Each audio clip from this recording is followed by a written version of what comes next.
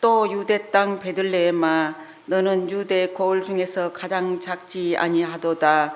내게서 한 다스리는 자가 나와서 내 백성 이스라엘의 목자가 되리라 하였음이니라. 이에 헤롯이 가만히 박사들을 불러 별이 나타난 때를 자세히 묻고 베들레헴으로 보내며 이르되 가서 아기에 대하여 자세히 알아보고 찾거든 내게 구하여 나도 가서 그에게 경배하게 하라. 박사들이 왕의 말을 듣고 갈새 동방에서 보던 그 별이 문득 앞서 인도하여 가다가 아기 있는 곳 위에 머물러 서 있는지라.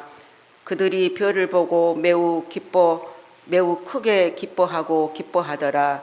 집에 들어가 아기와 그의 어머니 마리아가 함께 있는 것을 보고 엎드려 아기에게 경배하고 보배합을 열어 황금과 유황과 몰약을 예물로 드리니라. 그들은 꿈에 헤롯에게로 돌아가지 말라 지시하심을 받아 다른 길로 고국에 돌아가니라.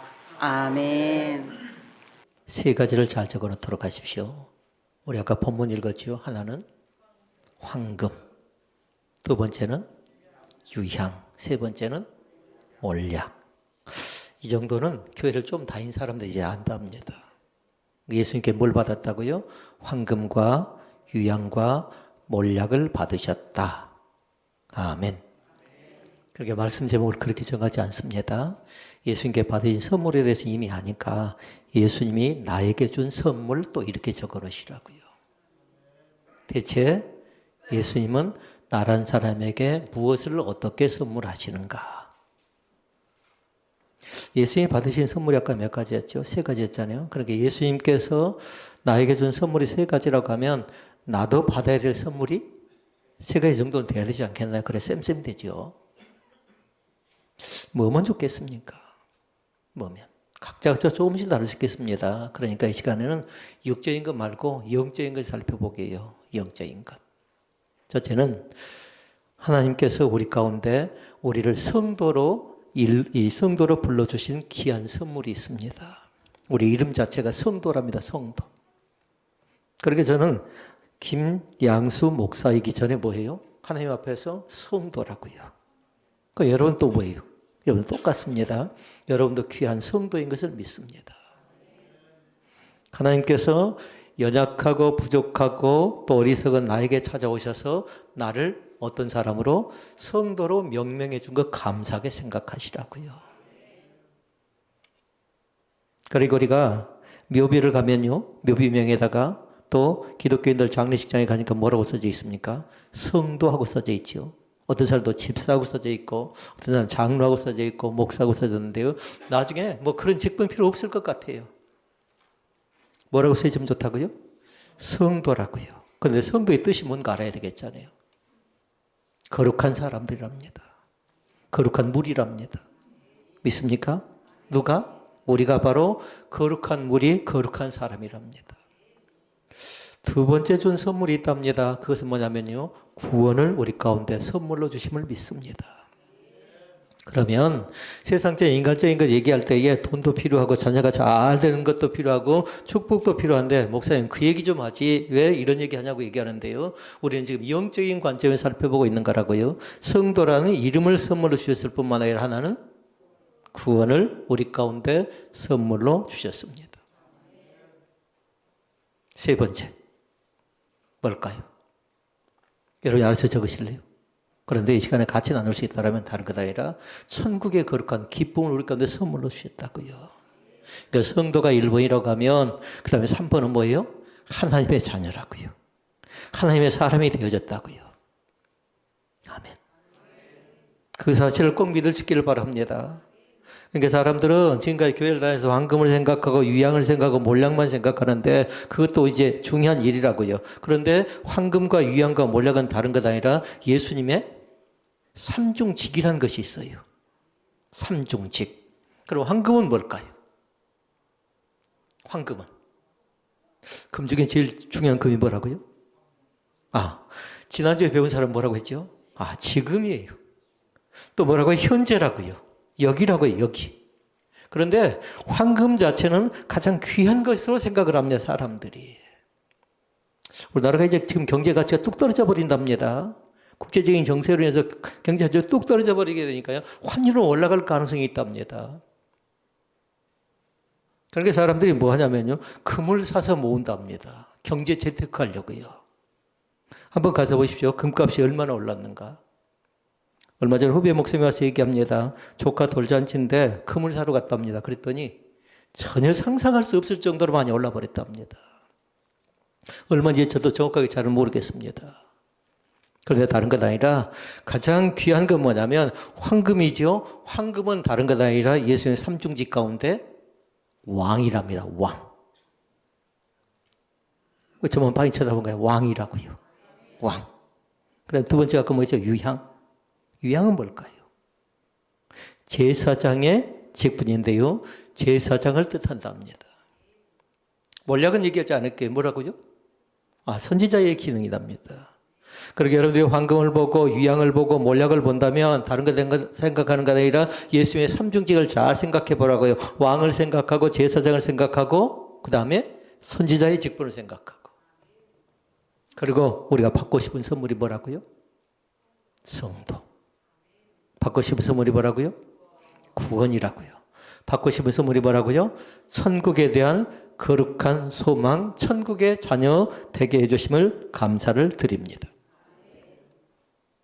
오래전에 제가 가짜 뉴스 같은 진짜 뉴스를 두 건 접했습니다. 충격적이었습니다.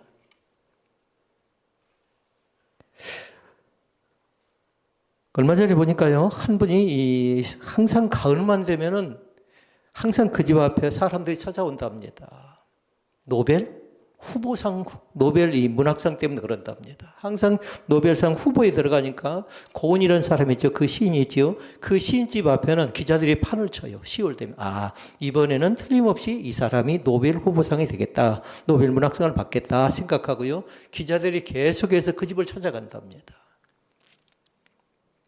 우리가 몇 년을 갔냐면요. 10년을 갔답니다. 10년. 그런데 올해도 마찬가지로요. 고은 시인은 발표가 없었고요. 그 사람은 이 수상을 받지 못했고요. 전혀 엉뚱한 사람이 수상을 했습니다. 전혀 생각지도 않는 사람이. 저는 깜짝 놀랐습니다. 자기 아버지는 알 수가 있습니다. 한수건 작가라고요. 전남 장흥 출신이고 우리가 알 수 있는 사람이고 그 사람의 책을 안 본 사람도 있겠지만 그 사람이 중요한 작품을 많이 남겼다는 걸 알고는 있습니다. 그런데 그분의 딸이래요. 저는 이름을 처음 들었었습니다. 처음. 작가? 누군가요? 한강. 전 처음에 가짜뉴스인 줄 알았습니다. 그런데 가짜뉴스가 아니고 진짜 뉴스였어요. 진짜 뉴스. 그분이 엊그저께 인터뷰를 하더라고요. 이제 수상을 하면서 인터뷰를 하는데 뭐라고 인터뷰를 하냐면요. 자기 글의 모든 부분은 다 한마디로 얘기하면요. 사랑했대요. 사랑. 그러면서 얘기합니다.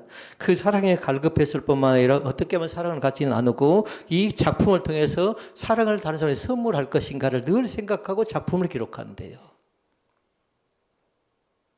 그러니까 그 사람을 생각할 동안 사랑을 생각하라고요. 물론 채식주의라는 책이 다른 사람들에게 논쟁거리가 되고 또 금기가 되고 금서가 되고 이런 적도 있고 그럽니다만은 그 사람의 작품이 그런 적도 있고 그럽니다만은 그러나 중요한 건 뭐냐면요. 그 사람의 작품 속에 두 가지가 들어있어요. 하나는 뭐냐면 사랑이고 하나는 평화가 담겨져 있대요. 평화. 또 한 가지 뉴스를 접했습니다.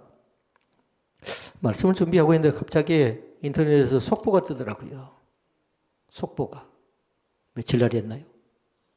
12월 3일. 광주 여기에는 바로 12월 3일 날이었습니다. 근데 그때 생각나는 게 뭐였냐면요. 갑자기 비상계엄이 선포가 되는데, 누가 이렇게 장난하지? 라고 생각을 했습니다.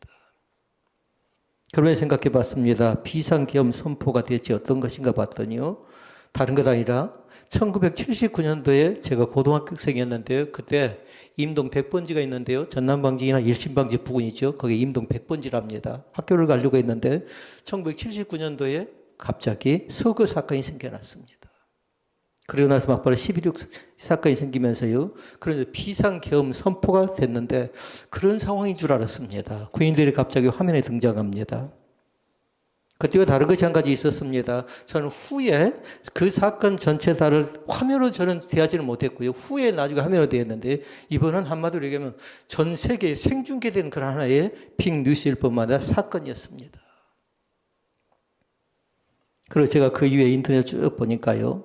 말씀 준비가 잘 되어지지 않습니다. 계속해서 뭔가 속보가 들어오고 또 속보가 들어오고 뉴스가 들어오고 계속 들어오는데 한 아이가 아버지에게 질문합니다.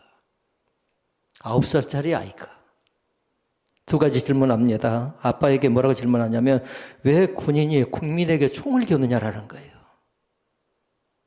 왜 군인들이 우리나라 사람들에게 총을 겨누고 있느냐를 그 질문을 합니다. 그리고 얘기합니다. 왜 TV에 전엔 그러지 않는데 군인들이 저렇게 자주 나오느냐고 질문합니다. 사랑하는 성도 여러분, 어떻게 대답하시렵니까? 이 문제 앞에서. 이런 사람이 있답니다. 비전이 없는 사람을 세자로 뭐라고 하는 줄 아십니까?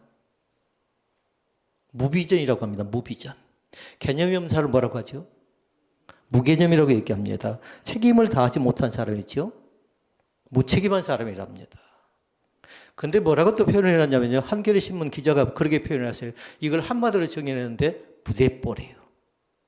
그러면 그 사람은 뭐 하냐면요. 무대뽀면 책임을 잘 질 줄 모른답니다. 그런데 저는 그때 당시에 말씀을 준비하면서 어떤 내용이었냐면요. 지도자는 달라야 된다는 내용의 말씀을 준비하고 있을 때였어요. 지도자는 누군가요? 교회 지도자는 저는 달라야 된대요. 나라의 대통령은 달라야 된답니다. 그러면서 생각했습니다. 지도자인 제가 어떤 생각을 갖고 있었냐면요. 내가 보고 싶은 것만 보고 내가 듣고 싶은 거 듣는다라면 그게 지도자의 자격이 되겠냐라는 거예요. 영적인 아버지가, 육적인 아버지가 보고 싶은 것만 보고 듣고 싶은 것만 들으면 그것이 지도자의 얘기예요.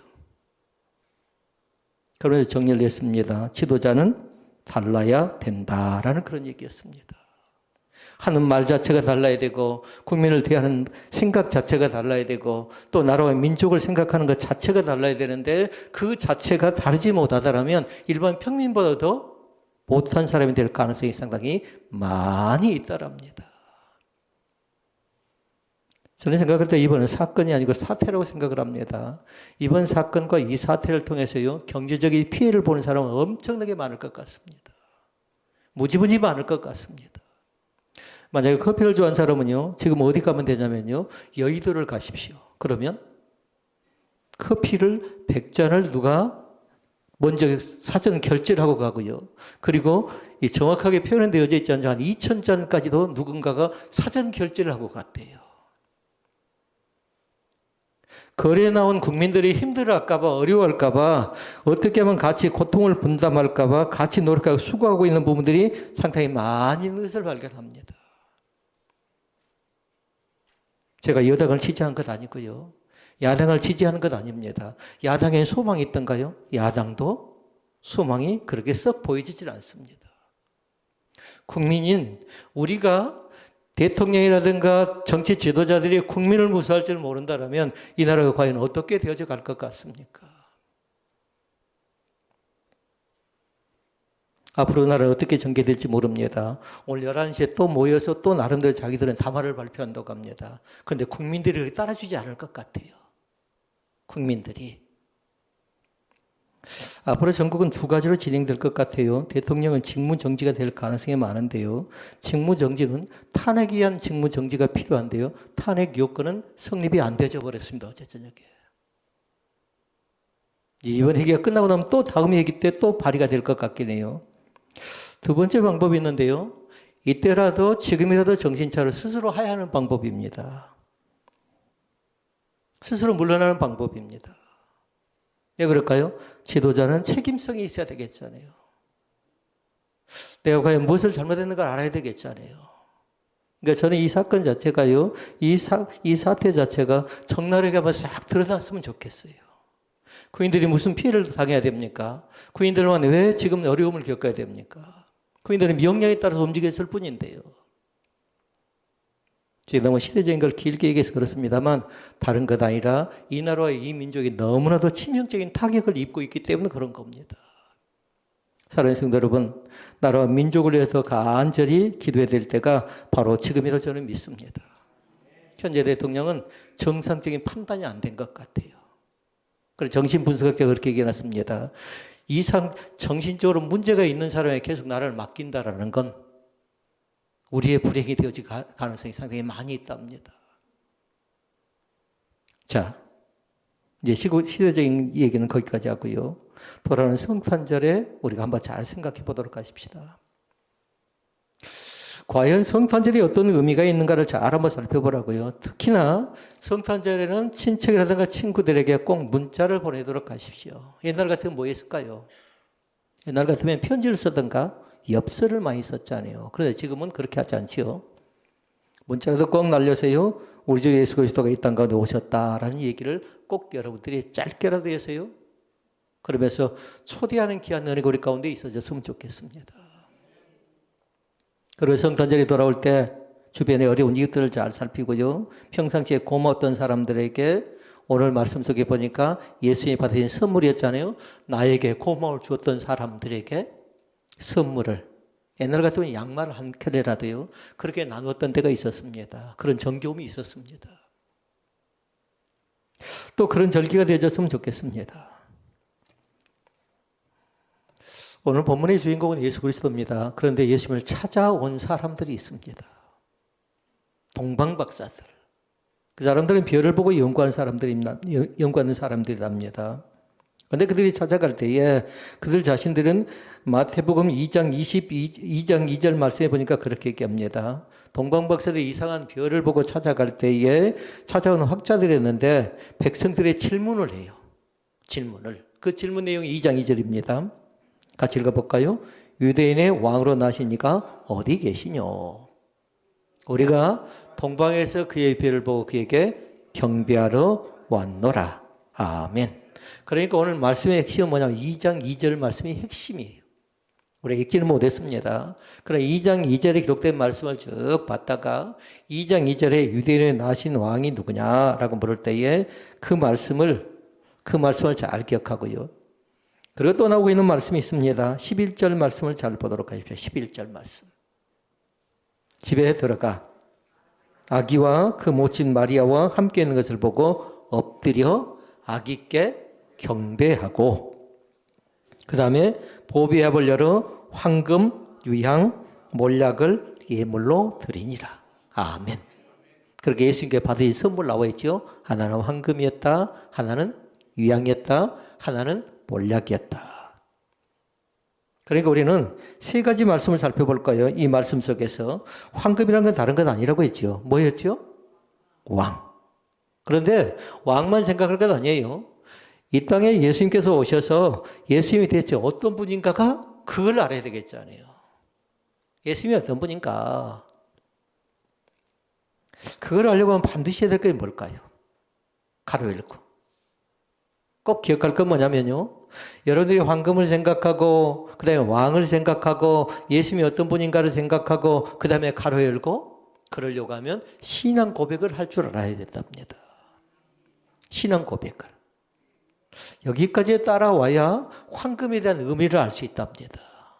내년에도 만약에 이 말씀을 또 보게 된다면 황금은 왕이다. 거기까지만 알아서는 안 되고 또 이 왕을 통해서 예수님이 어떤 분인가 그 말씀까지도 잘 기억하라고요.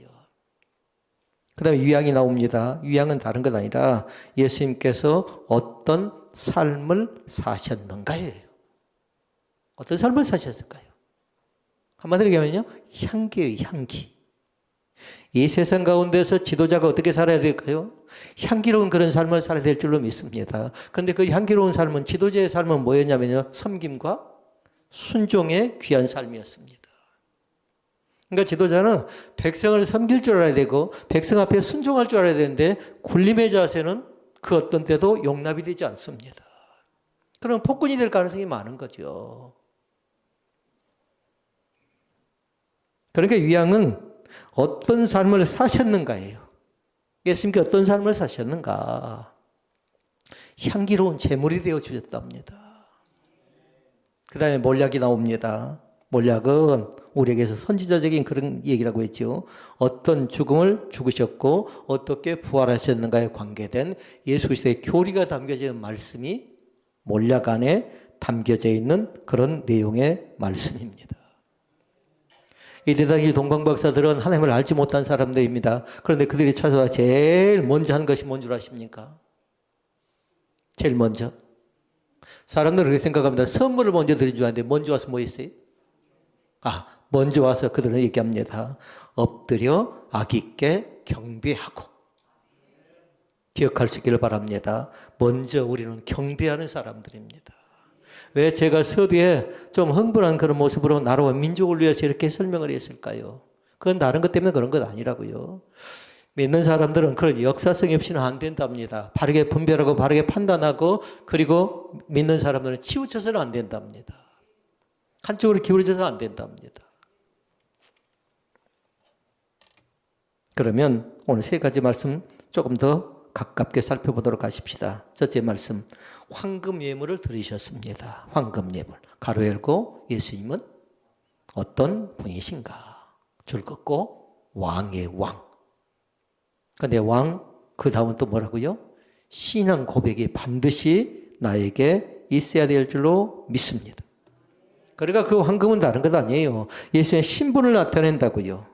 예수의 유일한 구원자가 된 왕적인 신분을 우리 가운데 제공한다는 사실을 믿습니다. 그러니까 동방박사들이 제일 처음에 와서 뭐라고 얘기합니까? 유대인의 왕으로 나신 이가 어디 계시냐라고 물어보지요. 왕이라고 합니다. 그러면서 왕께 엎드려 악있게 엎드려 경배했다 이런 표현을 사용하죠. 이때 당시 예법이 있답니다. 왕 앞에 나간 사람들은 뭐냐? 반드시 제일 처음에 임금을 보고 왕을 만나죠. 그럼 제일 먼저 하는 것이 뭘까요? 제일 먼저 절한답니다. 지금도 똑같죠? 예를 갖추는 겁니다. 절한답니다. 그리고 뭐냐면요. 임금을 찾아갔죠. 그럼 두 번째 뭐 할까요? 절을 했어요. 예배를 드렸어요. 경배했어요. 그러고 나서 뭐 했죠? 예물. 선물을 드렸답니다. 자기들의 가장 귀한 것을, 가장 값진 것을. 그런데 황금 유양 몰약은 다른 것 아니라 예수의 삼중직을 인정하는 거라고요. 하나님의 삼중직을. 왕의 신분을 인정하고, 그 다음에 두 번째 제사장의 신분을 인정하고, 세 번째 선지자의 직분을 인정하는 삼중직의 직분을 인정하는 사람들입니다라고 그렇게 얘기하면서 그들 자신은 뭡니까? 우리를 받아달라는 겁니다. 우리도 당신을 인정하겠다라는 겁니다. 그러니까 우리는 서두에 봤어요. 뭐라고 얘기했냐면 하나님께서 우리 가운데 준 선물도 있다고 했어요. 그럼 그것이 뭐라는 얘기예요? 이제 동방박사들 자체가 뭐라는 겁니까? 그들도 비로소 첫 번째 아까 뭐 받고 싶다고 했죠? 성도가 되어졌다라는 겁니다. 믿습니까? 지금까지 오랫동안 했던 나도 성도지만 이제 처음 와서 예수님께 경배했던 그들 자신들도 마찬가지로 하나님의 자녀인 성도가 되어졌다는 사실을 믿습니다. 얼마나 감격이었을까요? 커다란 기쁨이었죠. 이 시간도 마찬가지 주님께 나가서 경배하는 것도 중요하지만 그 왕권을 인정하는 귀한 은혜가 우리 가운데 있어지기를 원합니다. 장로교의 창시자였던 칼빈은 그렇게 얘기합니다. 황금이 그리스도의 왕권을 상징한다고 했어요. 왕권. 그러니까 나중에 여러분들은 황금을 생각할 때마다 예수 그리스도는 나의 왕이시다. 황금을 생각할 때마다 예수 그리스도는 나의 주인이시다. 황금을 생각할 때마다 예수 그리스도는 나의 전부가 되어주심을 고백하는 귀한 신앙이 우리 가운데 있어지기를 원합니다. 그러니까 만약 아직까지도 예수님이 나의 전부라든가 예수님이 나의 왕이라든가 나의 모든 것이라고 인정하지 못한 사람들은 이제 다시 한번 내 신앙을 점검해서요. 이 첫 번째 항목에 걸리지 않았으면 좋겠습니다. 뭔가 드리는 것이 먼저가 아니었다고요. 뭐가 먼저였죠? 먼저 나와서 엎드려 경배하는 것이 먼저라는 사실을 꼭 기억할 수 있기를 바랍니다. 지금과 똑같잖아요. 먼저 나와서 뭐 하라는 얘기예요? 예배하자라는 겁니다. 예배. 그러고 나서 여건이 되면 상황이 되면 어떤 사람은 헌물을 드리기도 하고 어떤 사람은 시간을 드리기도 하고 어떤 사람은 재능을 드리기도 하고 너무 편협적으로 생각하지 않기를 원합니다. 예수님의 왕권을 인정할 때에 나는 뭐냐면요. 그리스도는 왕이 될 뿐만 아니라 우리는 그의 다스리는 백성이 된답니다. 백성이 왕을 존중하지 못하면 어떻게 될까요? 백성이 왕을 존경하지 못하면 어떻게 될까요? 거기에 슬픔이 있고 거기에 불행이 있고 거기에 아픔이 있답니다. 이 나라의 민족의 아픔이 그거지 않겠나요? 예수님은 우리를 통치하시는 왕이래요. 그러니까 이 세상의 죄는 다른 분 아니라 예수 그리스도가 주인공 되심을 믿습니다. 성탄의 주인공이 누구인가요? 아이들은 흔히 뭐라고 하냐면 산타크로스가 주인공이래요. 그러나 그렇지 않고요. 예수 그리스도가 나의 주인 되어주심을 믿습니다. 지금은 예수 그리스도가 한 단어로 엮여져 있는데요. 옛날은 그러지 않았습니다. 따로 있다면 따로. 꼭 적어놓을 수 있기를 바랍니다. 예수 그리스도가 지금은 통상적으로 한 단어인 것처럼 그렇게 생각을 하는데요. 옛날은 그렇게 되어져 있어요. 예수는 그리스도래요. 예수는 그리스도다. 또 있습니다. 예수는 주님이래요. 믿습니까? 예수님은 영원한 왕이시라는 믿음의 고백이 뭐냐면 예수 그리스도 한 단어로 함축되어서 우리 가운데 설명되어지고 있답니다. 첫 번째 말씀을 정리합니다. 신앙 고백을 분명하게 할 수 있기를 바랍니다. 이 나라 이 민족이요 국회에서도 신앙 고백하는 자들이 생겨났으면 좋겠고, 그리고 경제도 마찬가지고 사회문화 전반적인 부분에서요 믿음의 목소리가 바르게 전달되는 귀한 은혜가 우리 가운데 있어지기를 원합니다.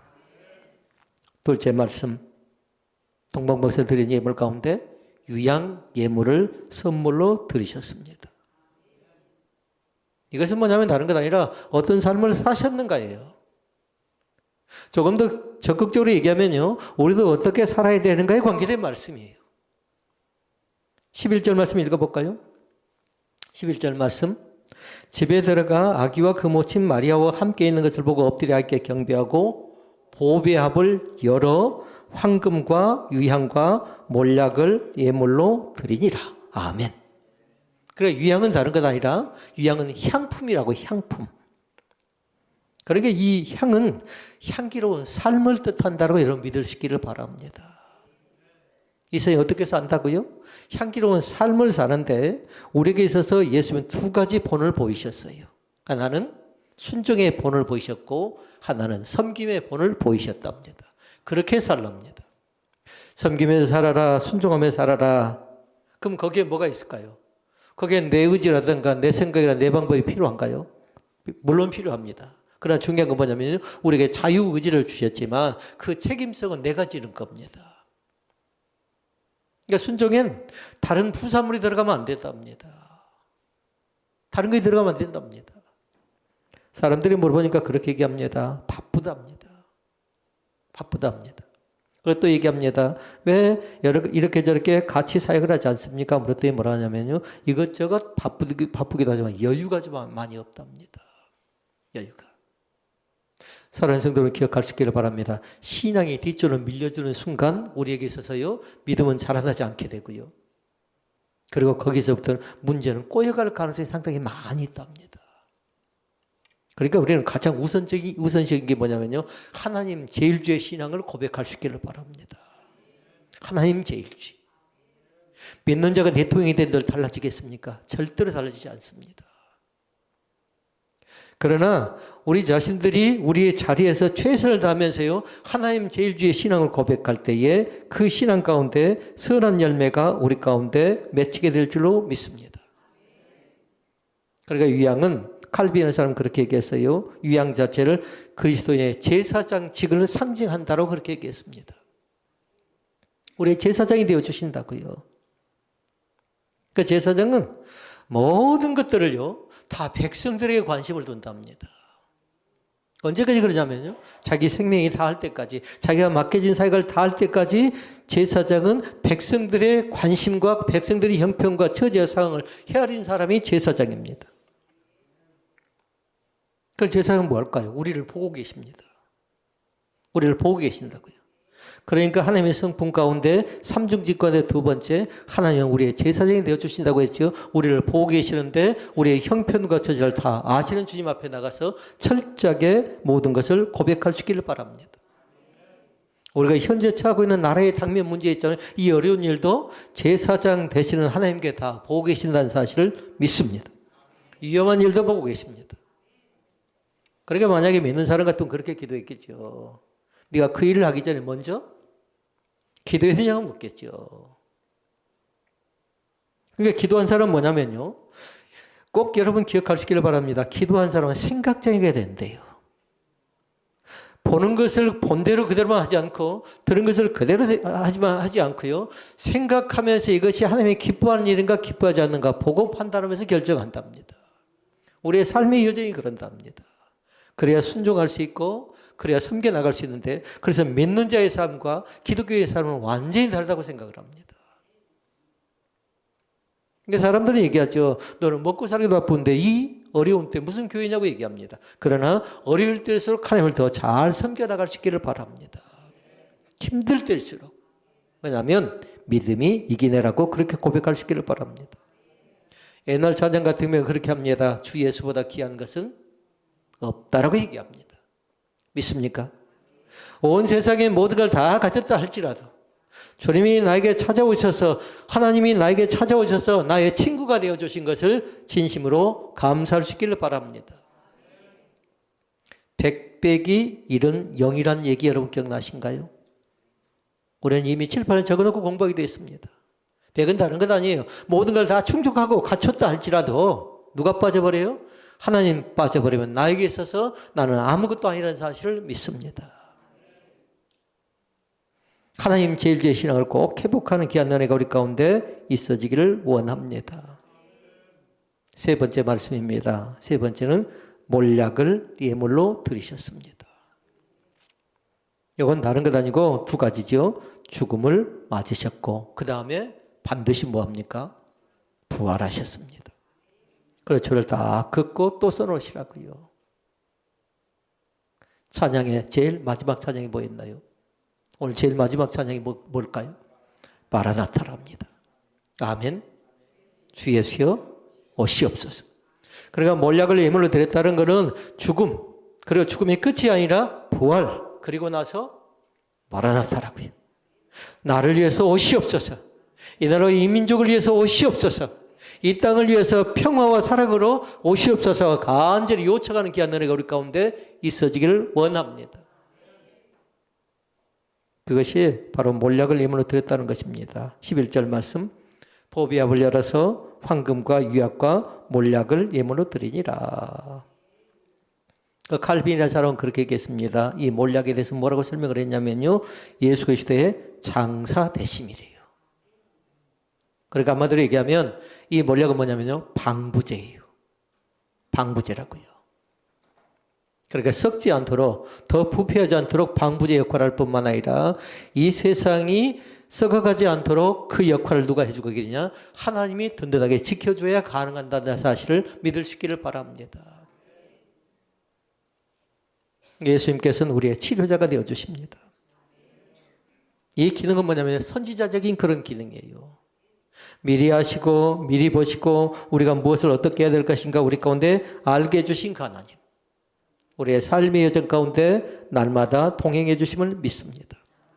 그 몰약은 하나님의 죽음을, 예수님의 죽음을 상징할 뿐만 아니라 썩지 않을 몸을 부활할 것을 예고해 주는 그런 귀한 말씀이 바로 우리 가운데 있는 줄로 믿습니다. 오늘 말씀을 정리합니다. 예수님은 왕이십니다. 예수님은 제사장이십니다. 예수님은 선지자가 되어 주십니다. 왕으로 오셔서 친히 우리를 다스리고 인도하십니다. 세상의 왕들은 어쩝니까? 잘할 수도 있고 잘못할 수도 있답니다. 그러나 하나님은 1.1핵도 틀림이 없을 뿐만 아니라 어제나 오늘이나 영원토록 변함이 없으십니다. 예수 그리스도는 제사장으로 오셔서 우리를 때로 치료하십니다. 때로는 돌봐주십니다. 때로는 이끌어주십니다. 하나님이 기뻐하는 길이 어떤 길인가를 우리 자신을 인도하셔서 선한 목자의 사명을 감당하신 분이 우리 하나님 되신 것을 믿습니다. 예수님 우리의 선지자가 되어주셔서 우리를 위해 친히 고난을 받으셨고 또 친히 죽으셨고 친히 살아나셨고 그리고 다시 이 땅 가운데 오심하라고 약속하셨습니다. 이 시대를 보면서 이 나라의 민족을 생각하면서 황금 유향 몰약이 어떤 거에 잘 한번 대입하고 또 그 말씀과 연관시켜서 그 말씀을 다시 한번 음미하는 귀한 시간이 되어졌으면 좋겠습니다. 사랑하는 성도를 부탁합니다. 결단코리는 치우쳐서는 안 됩니다. 정치인들에게 이 나라 이 민족을 맡겨서는 안 될 것 같습니다.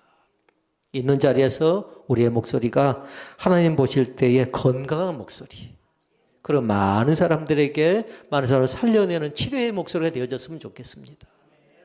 오늘 말씀이 어떤 사람의 이루가 될 수 있기를 바랐고 어떤 사람은 좀 마음에 침이 될 수도 있습니다. 목사님 무슨 정치적인 얘기를 하냐는데 정치적인 얘기를 하는 것 아니고 역사성 이 시대의 이 얘기를 같이 나누고 있는 겁니다. 오늘 말씀을 통해서 다시 한번 든든하게 서나가는 귀한 축복의 역사가 우리 가운데 있어지기를 원합니다. 기도하시겠습니다.